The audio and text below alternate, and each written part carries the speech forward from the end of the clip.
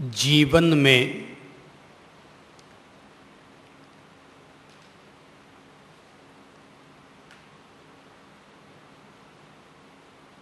ज्ञान और मुक्ति के हीरों के खजाने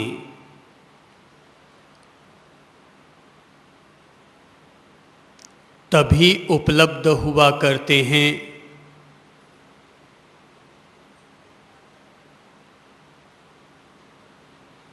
जब कोई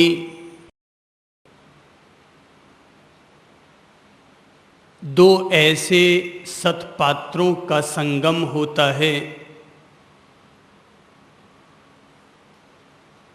जिनमें से एक पात्र में ज्ञान प्राप्ति की जिज्ञासा होती है और दूसरे पात्र में उस जिज्ञासु की पिपासा को शांत करने का अमृत हुआ करता है। इतिहास में खास तौर पर ऐसे तीन महानुभावों का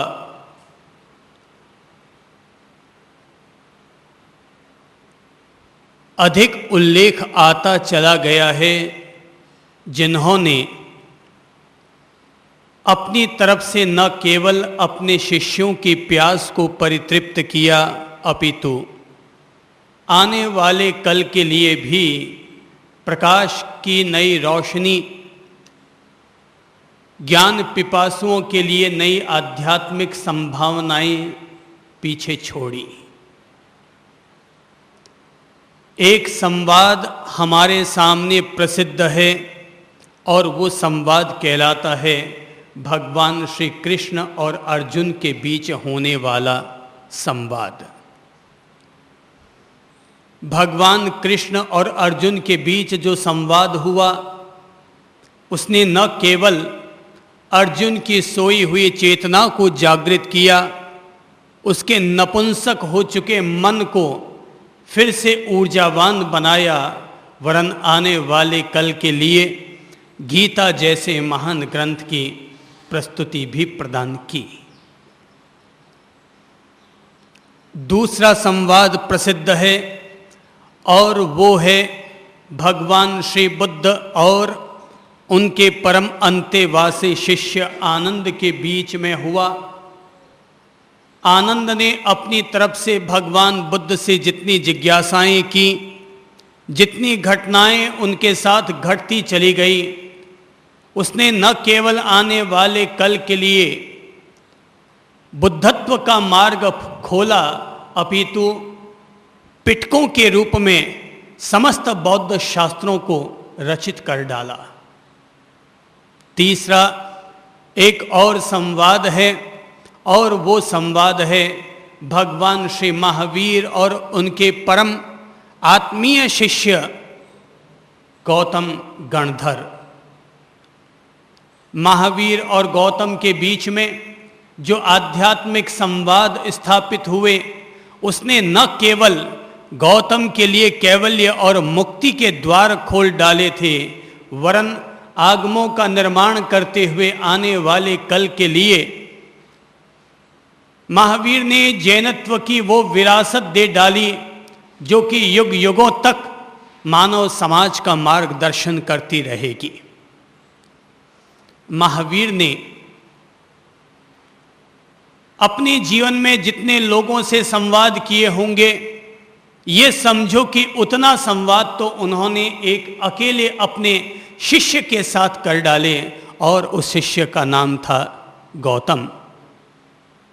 ऐसा न समझें कि केवल महावीर ने अपने शिष्य को सिखाया हो, ये न समझें कि महावीर ने अपनी तरफ से ज्ञान का खजाना दिया हो, वरन महावीर जैसे सद्गुरुओं का, महावीर जैसे तीर्थंकरों का ये उद्देश्य रहा करता है कि मैं अपने शिष्य को खाऊं नहीं, वरन अपने शिष्य की चेतना को झंकृत भी कर डालूं। महावीर कोई तोता गुरु नहीं है जो अपने शिष्य को केवल तोता रटंत की विद्या सिखाए। महावीर तीर्थंकर हैं, न कि कोई तोता गुरु।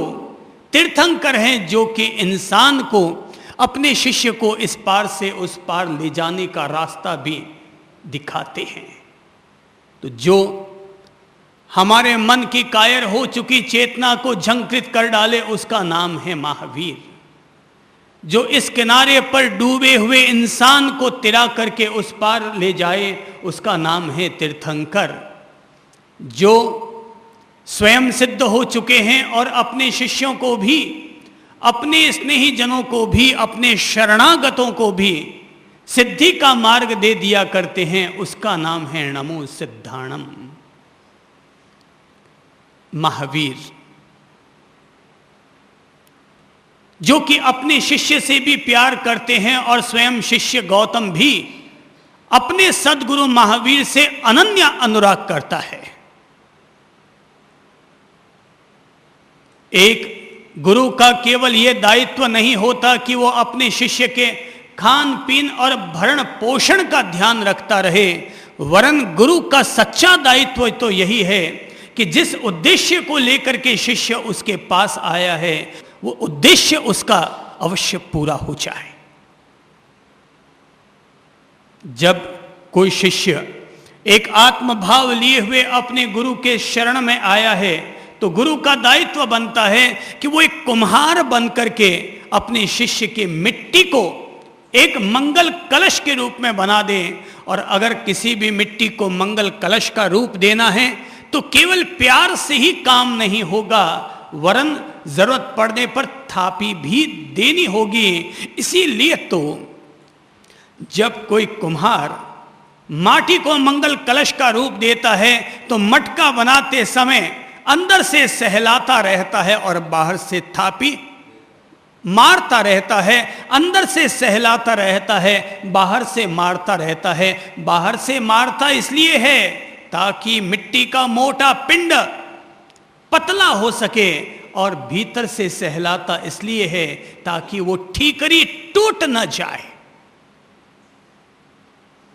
तो एक तरह से गुरु का दायित्व ही यही होता है कि बीज को बीज न रहने दे, वरन बीज को सिंचित करके उसको पौधा बना दे, उसको पुष्पित कर डाले, उसको हरा भरा कर दे, उसको फलों से फूलों से लबालब कर डाले। तो बीज से फल तक की यात्रा में जो हमारा मददगार बनता है, बीज से फूलों तक की यात्रा में, बीज से फल तक की यात्रा में जो हमारा सहयोगी बनता है, गुरु उस माली का नाम है। जो माटी से लेकर मंगल कलश होने तक जो हमारा सहयोगी बनता है, गुरु वो कुम्हार है। तो महावीर अपने शिष्य गौतम को जब देख रहे हैं तो अपने शिष्य गौतम से प्यार करने के बावजूद, मैंने कहा प्यार करने के बावजूद, हकीकत तो यह है कि महावीर की सारी व्यवस्थाएं ही गौतम संभालता था। एक अकेला गुरु कितना काम संभालेगा, तो 100 शिष्य मिलकर के गुरु के चिराग को आगे से आगे बढ़ाने में सहयोगी बनते हैं। तो गौतम महावीर के धर्म को, महावीर के प्रेम और शांति के पथ को गांव गांव और नगर नगर तक पहुंचाने में एक अकेला गौतम 100 शिष्यों का काम करता है। और महावीर के भगवान के धर्म को, भगवान की शांति को, उनकी अहिंसा को गांव गांव तक पहुंचाने में मदद करता है, आहुति देता है। इसलिए गौतम शिष्य नहीं है, गौतम अपने आप में यज्ञ है, आहुतियों से भरा हुआ यज्ञ। एक ऐसा यज्ञ कि जिस शिष्य ने अपनी पूरी जिंदगी महावीर के लिए आहुतियां देने में समर्पित कर डाली। माना गौतम ने आहुतियां दी, माना कि गौतम ने अपने आप को लुटाया, माना कि शिष्य ने अपने आप को गुरु ही है, मैं कुछ नहीं, मेरा मुझ में कुछ नहीं, जो कुछ है सो तेरा, और तेरा तुझको सौंपते क्या लागे है मेरा। तो गौतम ने, एक शिष्य ने सर्वतो भावेन श्रद्धा से अपने आप को गुरु को समर्पित कर डाला। पर गुरु वो नहीं जो अपनी पूजा कराए, गुरु वो जो शिष्य को भी पहुंचा दे। तो महावीर गौतम को पहुंचाना चाहते थे, क्योंकि महावीर देखते थे कि मेरा गौतम, मेरा शिष्य अभी तक केवल ज्ञानी नहीं हुआ, अभी तक सर्वदर्शी और सर्वज्ञ नहीं हुआ, अभी तक भी सिद्ध बुद्ध और मुक्त नहीं हुआ। माना वो एक मीडिएटर की तरह है, वो एक पत्रवाहक की तरह है, वो एक संदेशवाहक की तरह है। घर घर, गांव गांव, नगर नगर तक जाकर के मेरे प्रेम और शांति के मार्ग को बढ़ाने में मदद कर रहा है, पर अभी तक वो स्वयं तो बुद्ध हुआ ही नहीं। गौतम की वजह से और सैकड़ों सैकड़ों लोगों को बुद्धत्व मिल गया होगा, जिनत्व की प्राप्ति हो गई होगी, लेकिन गौतम स्वयं तो अभी तक उस बुद्धत्व के स्वाद से, उस सिद्धत्व के स्वाद से अभी तक वंचित है। तो क्या किया जाए? क्योंकि महावीर के सामने, महावीर देखते थे कि अभी अभी गौतम जिन 500 तापसों को लेकर आया है, वो 500 तापस महावीर का दर्शन करने मात्र से सिद्ध बुद्ध और मुक्त हो गए, और ये उनका गुरु, ये गौतम, ये अभी तक वंचित है। तो महावीर ने भी ठान लिया होगा कि मैं अपने शिष्य गौतम को, मैं अपने प्यारे शिष्यों को हर हालत में सिद्ध बुद्ध और मुक्ति का लाभ देकर ही रहूंगा। यही वजह है कि महावीर ने अपनी तरफ से अपनी जिंदगी में गौतम को हजारों हजार दफा जागरूक किया, हर कदम कदम पर जागरूक किया, और कदम कदम पर जागरूक करते हुए शिष्य को सावचेत करते रहे, बेटा ये नहीं करना, बेटा तुम्हें ये करना चाहिए, वत्स तुम्हारे लिए यह मार्ग है, मित्र तुम्हें यह नहीं करना चाहिए अपनी जिंदगी में। क्योंकि पहला वही शिष्य था जो महावीर के प्रति समर्पित हुआ, लेकिन फिर भी वो वंचित रहा। तो महावीर ने भी ठान लिया होगा कि मैं अपने शिष्य को पार लगाऊंगा, और वही संकल्प होने के कारण